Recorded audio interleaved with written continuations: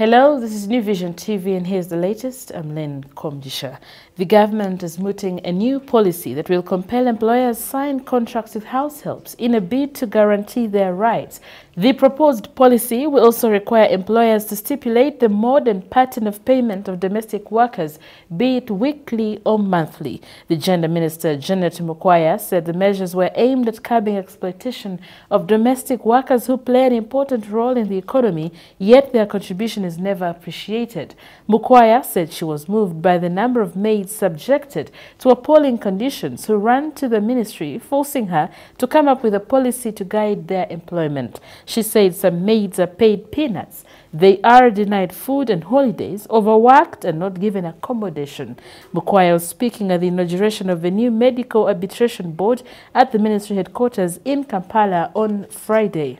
The board was established to settle disputes amicably between workers and employers arising out of assessment of the extent of injury inflicted on a worker. The new board of registered medical practitioners is headed by Dr. Alex Opio. Other members are Dr. James Mugume, Dr. Scarlett Muboisi, and Ismail Kalanada Buyego as the secretary.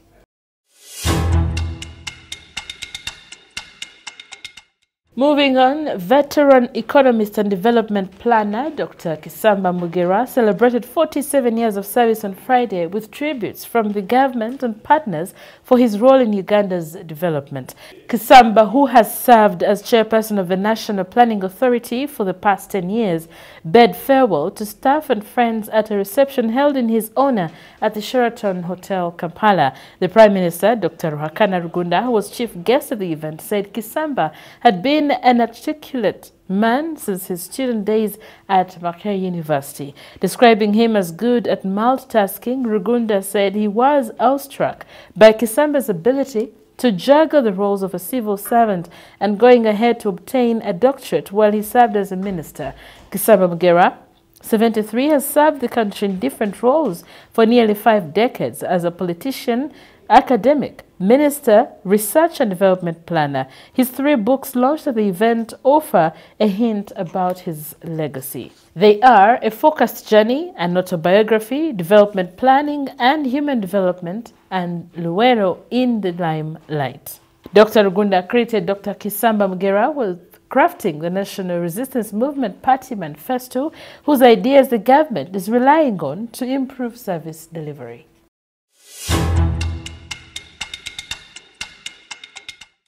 In sports news, between blowing a 23-point halftime lead and ultimately beating Morocco by 18 points Saturday at Chadondo, the Rugby Cranes relied on character, a trait whose existence many questioned after Uganda's first 2 defeats in the 2018 Africa Gold Cup.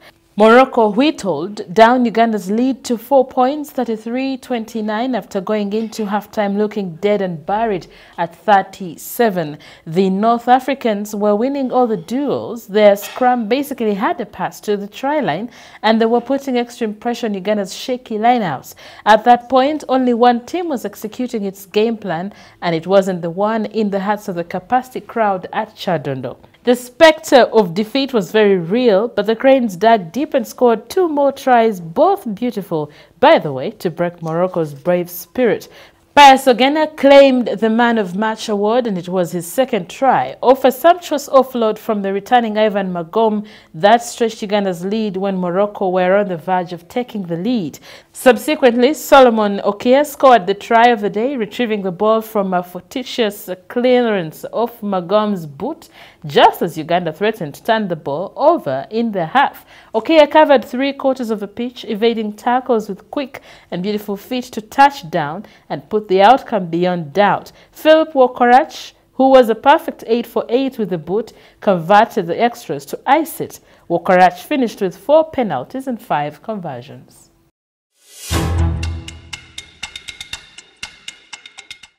You're still watching New Vision TV, and now for our Pearl of Africa series, we take a look at the white egret. Uganda has a total of 1,061 bird species. These are concentrated in and around forests, lakes, and the sky, and of course mountains. Today we look at one of the most adorable species, the white egret, commonly known as the enyange.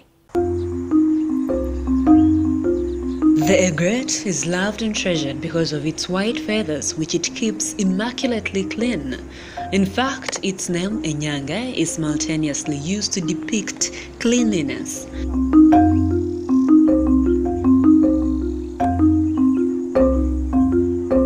Found in many parts of Uganda, the egret flies in large flocks, and their snow-white plumage is so fascinating to watch, and they fly in V-shaped formation. In Kampala city, you don't have to travel far beyond the center to see thousands of egrets for they congregate at the Kabaka's lake.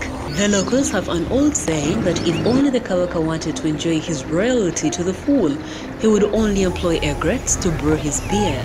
In fact, several laundry companies used to include the word Inyange in their names.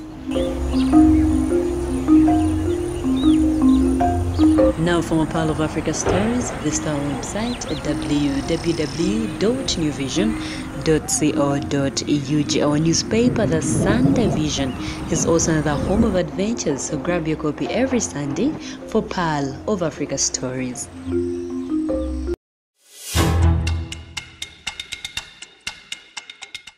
And that's all we had for you. Thank you for watching. Be sure to catch movie updates on your mobile, on your desktop, on your tablet, anywhere on the go by visiting www.newvision.co.ug.